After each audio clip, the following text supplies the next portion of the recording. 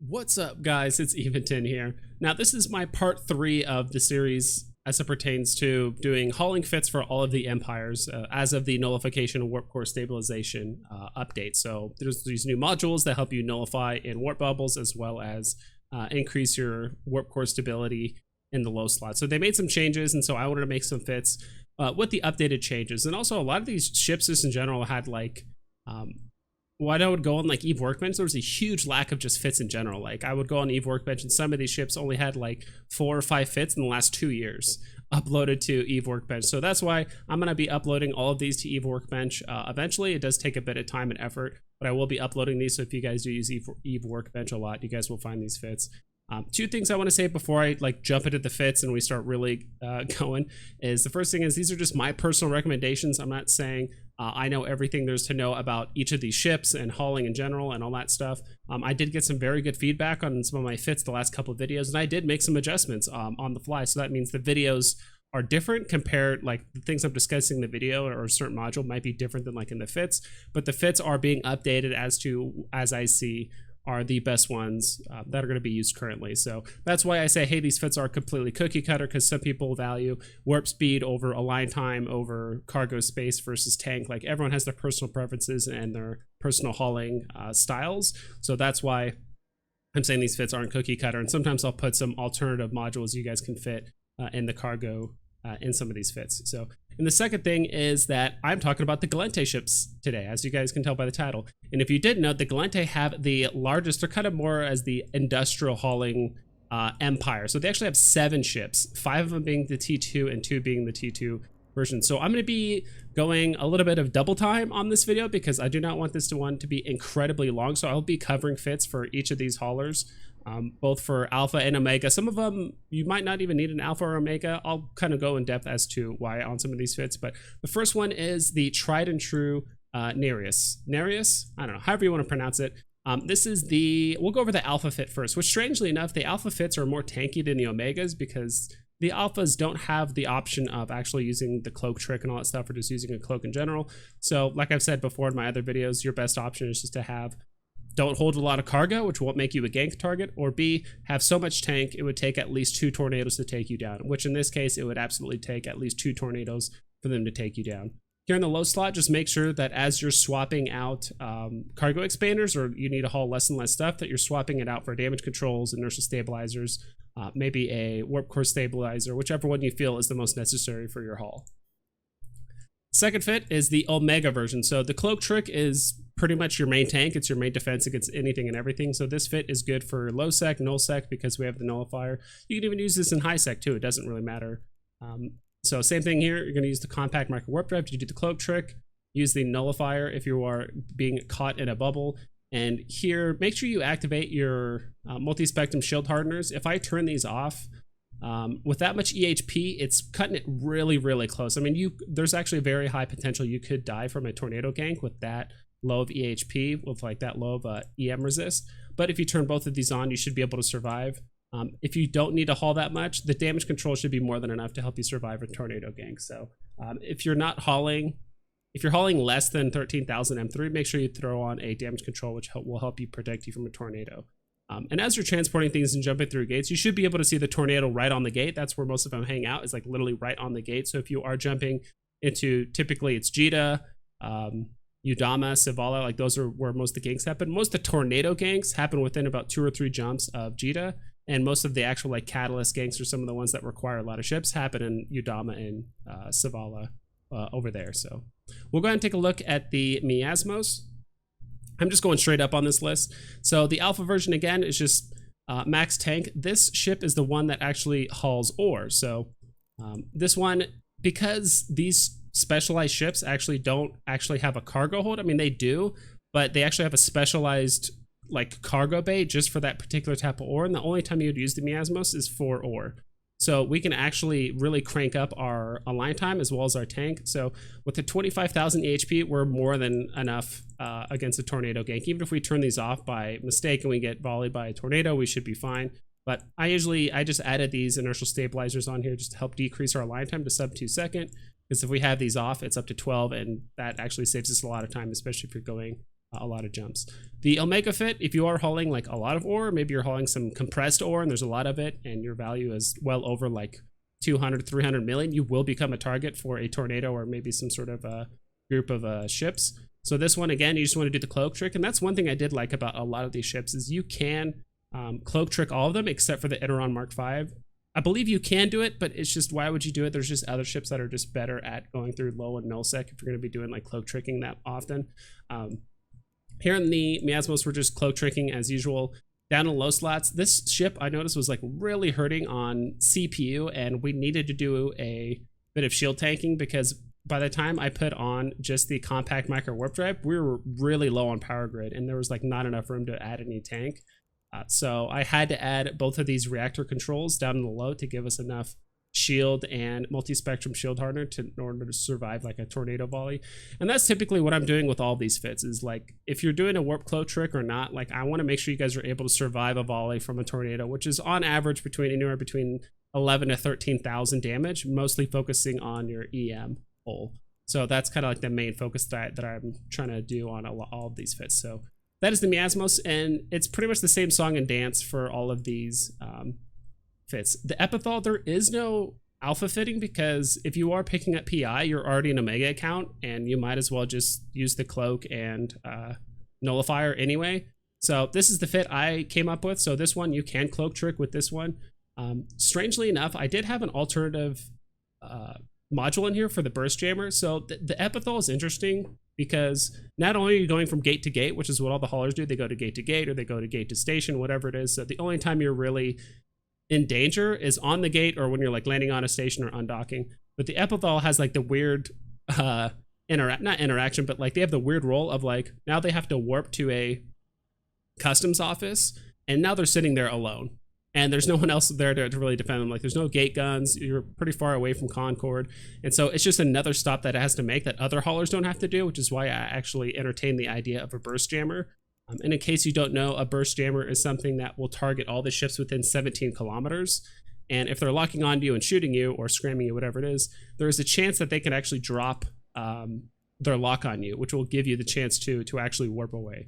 So I didn't put this on there originally because some people might accidentally use this in high sec. If you accidentally use this on high sec and let's say your little module in the bottom is red, meaning you can attack anyone like a criminal in high sec, if you accidentally turn this on, you will become a criminal, you will get concorded, and you will lose a lot of security standings, which is why I didn't put this in here originally. So if you are diving into low sec, grabbing your PI or null sec or wormhole space, whatever it is, adding a burst jammer on there is a viable option, especially if you get caught. So again, this is a fit that can actually do the cloak trick. We do, at least when we had the multi-spectrum on here, we do have enough EHP to hopefully survive a tornado volley. For the most part, but hopefully you're not hauling enough PI that you would be a tasty target for a tornado. So that is the Epithal. That is the one that will haul all of your PI products. The next one is the Kryos. This is the one that I believe does minerals. Yep, this is the one that hauls minerals. So one does ore, one does minerals, one does PI products. So you can see that the Gallente ships have a lot of specialized role for the haulers. And I kind of wish they had more of those. I would love to see a specialized hauler for like the Amar and Caldari. Those are the only ones that don't have like specialized haulers. The Minmatar one has one for ammo, which is pretty cool. So I kind of wish like each of the empires had at least one, but the Gallente would still have like a special, role with like more ships. Regardless, end of that rant. The Kryos here, the alpha version, again, is just high tank because we can't use the cloak.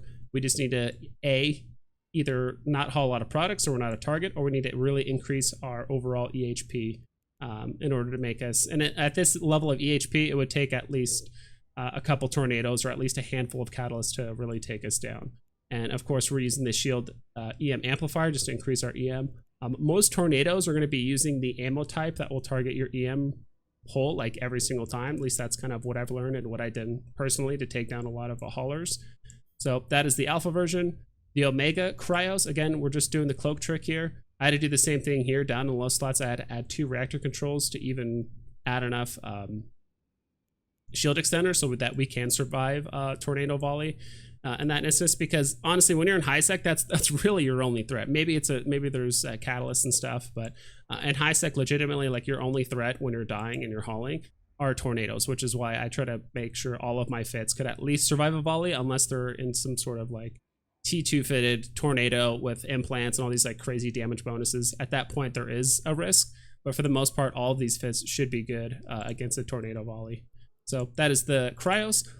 And now the Iteron Mk V, I just did one fit for this one. I think you can technically do some like really nuanced like cloak trick thing, but like honestly, you're just better off using the Nereus if you're trying to do any kind of like cloak trick or trying to get into like lower nullsec. Like the Iteron Mk V is just way too slow to make it happen. And honestly, when I was doing a lot of tornado ganking a while back, this was by far my favorite ship to gank because it was slow, had low HP, usually carried a lot of stuff. And this is the type of ship that I've mentioned before for some of the other ones, well, like the Bestower, that just, the ship is designed to hold a ton of cargo that is low value. Because it just does not have enough EHP to really support anything. So here I could have added a large shield extender that was like compact, but it put the CPU or power grid like at 0, so I couldn't fit anything in these other 3 slots, so which is why I went with like the triple mediums.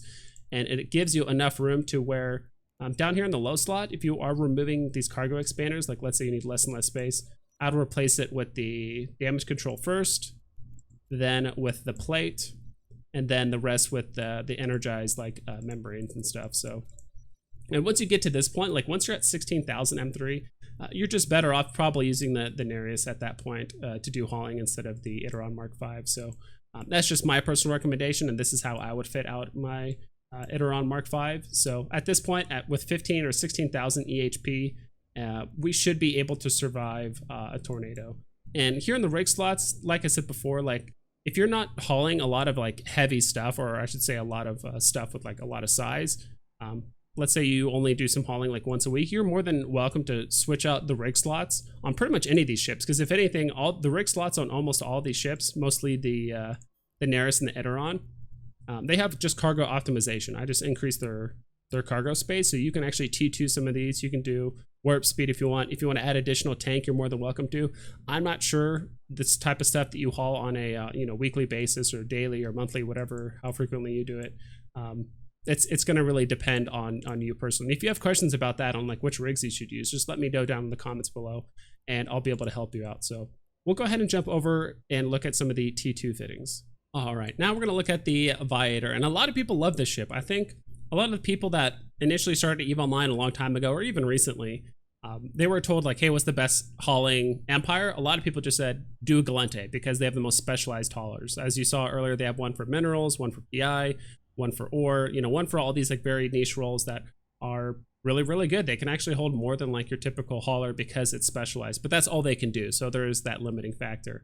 And then when people were trying to decide, hey, what's the best T2 hauler? I think a lot of people just stuck with Gallente and leveled it up to 5 and then got to T2 haulers, which isn't bad. I'm just getting used to, because like all of the hauling ships I've always flown, I had like only 2 mid slots, so having an extra mid in here for like a utility slot seems a bit weird, but it's also kind of cool at the same time. Regardless, the Viator, here in the rig slots, I'm just doing cargo hold optimization here. I like to just maximize my cargo when I can, because it just sucks when you're like just shy of just being able to haul something, or like a fitted ship or whatever it is. But because your rig slots are for warp speed or extra tank or whatever it is, you just can't do it. Or maybe align time, you just can't do it. I mean, there's at that point you need like tear out the rig or fly a different ship or something different. So that's just me personally. But again, based on your flying preferences or tendencies, you guys can swap these out for warp speed rigs, whatever it may be. So blockade runners, I've said it again, but I'm going to say it again, that the blockade runners do have a cool thing that will let them use a covert ops cloak, meaning that they can warp while cloaked. So you don't have to do the whole cloak trick and deal with all that stuff. They are also immune to cargo scanners, which is a good and a bad thing. I mentioned it before in my other videos that I did a little bit of tornado ganking in the past just to get a feeling for it. And there was a couple times where I was on a gate and I had nothing to kill for 3 hours, and then I was like, you know what, I'm bored, I'm just going to kill the first blockade runner I see, because people tend to haul expensive stuff, or it could be completely empty, you never know, but at least you take a chance. It's better than sitting there scanning T1 haulers all day. So that's kind of the good and bad about it. Here there's an interdiction nullifier, so if you are going through nullsec or through wormhole space, this is a way to get out of bubbles. If you do catch yourself in a bubble and this is on cooldown, like let's say you jump through another gate or into a wormhole and there's a bubble on the other side, you can activate, you can pick, what you do is you pick a direction away from everyone and away from Rex and all that stuff. You activate your cloak, and then after you activate your cloak, you have 5 seconds to activate your Microwarpdrive. obviously you want to do it as soon as possible, but just don't panic and like double click stuff or, you know, click that. Like you do have time to activate your Microwarpdrive. So don't panic about that. And again here, I just wanted to make sure we had enough tank that if there was someone trying to gank us in a tornado, we would be able to survive the volley. I think with this layout, we have about 13,000 EHP in the EM, and it goes even higher. I did add a damage control here that if you do haul less stuff, like you can put in a damage control. Though I personally prefer the Inertial Stabilizers, because if we turn this off, our line time is 6 seconds, so we're just shy of 5 seconds. But if you get to the point where you only need to haul, like let's say 5,000 meters cubed, oh, that is empty. I hate it when that little glitch happens where it shows there's a module there, but it's not really there. Right here, this is like the sweet spot. If we can get below 3 seconds, you're almost, I wouldn't say guaranteed, but there's a very, very high likelihood that people aren't going to bump you if you're caught in a bubble. Because there are some players that are very, very good at bumping cloaked ships, especially the interceptors. And if you have a line time of 6 seconds and you're trying to get away, there's actually a very high likelihood that they could bump you off. So if you're afraid of that, what you can do is instead of just cloaking and trying to align and get out, you could just cloak, pick a direction, double click, almost as if you're trying to burn out of a bubble, just to kind of throw them off.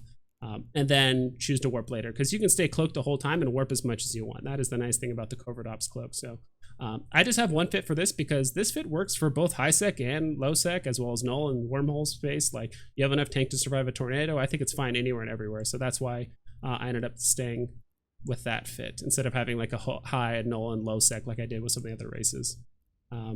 Here for the Occator, this is my high sec fit. And I thought I had another mid here. Maybe I don't. I think it's because the fitting is so tight here. This mid slot, it's really up to you. Down here in the low slots, I really wanted to shore up those resist holes, especially when it came to the explosive and the thermal. I didn't put any resistance into the EM because I actually went on zKillboard and looked up all of the Occator deaths the last month that happened in high sec. And about 85% of the ganks all happen in Udama or Savala, and then there's a few other places like Odin and things like that. But all of the ganks involved catalysts, or I think one time I saw like a tornado gank, but that was like once. Most of the time it's always catalysts, and they're always going to be targeting your thermal and your kinetic resist. And if they do bring tornadoes, that is kinetic and explosive. Most of the time, I guess they could target your EM, but most of the time they're Taloses. It was Taloses, not tornadoes, that were targeting these two. So I kind of just ignore the EM, because most of the time, if the gankers are trying to target a deep space transport, they're usually not using ships that target your EM. It's always these. They just try to beat you with sheer numbers. And it is what it is, because initially I had a EM like Hardener here, then I just swapped it with a multispectral because I wanted more flat resist across the board to get some of these above 90. So yeah, this is the high sec one. You just do the cloak trick as normal. I removed the nullifier because we needed the extra CPU, and we're not going into null sec or wormhole space at all, so we don't need the nullifier, and we just do the cloak trick as normal. That is one thing I kind of noticed about the Occator, maybe it's just the Gallente ships in general, that they kind of struggle on CPU. So there's a couple times where I had to like compact basically everything in order for anything to work. Now this is the low and the null sec fit. The reason why I have it fitted this way is because, so it's dual prop, because your first line of defense is always the warp cloak trick. That is the first thing I always say, is like do the cloak trick. The nullifiers if you end up in null or in wormhole space, but the dual prop is always just in case you do get caught, something weird happens and you get scrammed, or they're using that one ship. Gosh, I forgot the name of it. Sorry if I'm going to get a little sidetracked here. It is called there is a ship that gets, yeah, it's like the Mollis. Some people have been using like the Mollis Navy issue and like low sec and null sec just because it has that extra like +2 scram strength. So that's where I added the warp core stabilizer, just in case. People in low sec and null sec, they're a little less prepared. They're not scanning you 3 or 4 jumps ahead of time like they do in high sec before they gank you. They're just waiting at a gate, whether it's a bubble or just someone to scram you or to warp disrupt you from far away. So that's why I have this on here, because there is actually a pretty high likelihood you could shake off that that disruptor, that scram, and still be able to get away. But if that doesn't work, then you use the double prop. You probably start using this until you get scrammed, then you're going to start using the afterburner to head back to the gate. Now I actually added a compact burst jammer on here because that was the only way it could fit on this ship. And again, like I mentioned before, it's gonna attempt to detarget or unlock the people that are targeting you on your ship, so you do have a chance to get away. So yep, and there's a lot of passive resist, because at least like me personally, I would find it hard to be juggling lots and lots of hardeners as well as dual props and a burst jammer and a nullifier. Like, you would have a lot of active modules on your screen, and I want to, at least for me personally, I wanted to simplify it, and it's going to help with a lot of the burst damage that might initially come out. So that's where the hardeners, and if you're overloading a lot of hardeners, you're going to overheat some of your stuff very, very quickly and burn out your modules probably within 30 seconds. And then at that point, now you have no defense, and you're going to die that much faster. So and here in the rig slots, we're just doing armor pumps just to increase our armor as much as possible. I did the same thing with the high sec fit as well. So all right, and that's pretty much it, guys. The video is a little over 21 minutes, which isn't bad considering how much I like to yammer on about fits. And so we actually covered 7 different ships. A lot of them had multiple fittings between Alpha and Omega. So a lot of information was thrown at you guys, but I'm going to try my best to upload it all to Eve Workbench, as well as put all the fits in the description below, even though it might look like a giant jumbled mess. Check out Eve Workbench. I'll probably get them uploaded over the next few days or so. Something that you guys also probably noticed in the title, I'm doing a skin giveaway this month. It is actually the Raven, and I have a lot of friends, including courtmates, that are excited to get this. So down in the description below, I wanted you guys to know, what are your favorite hauling ships? Do you guys have a hauling story? Why do you like flying the Occator? It seems like the Gallente line of ships are very popular. I'm just curious why you guys like to use those types of ships personally. And all I need is your in-game name and a comment like that in order to enter into the giveaway. So that's pretty much it. Hope you guys take care and you fly safe.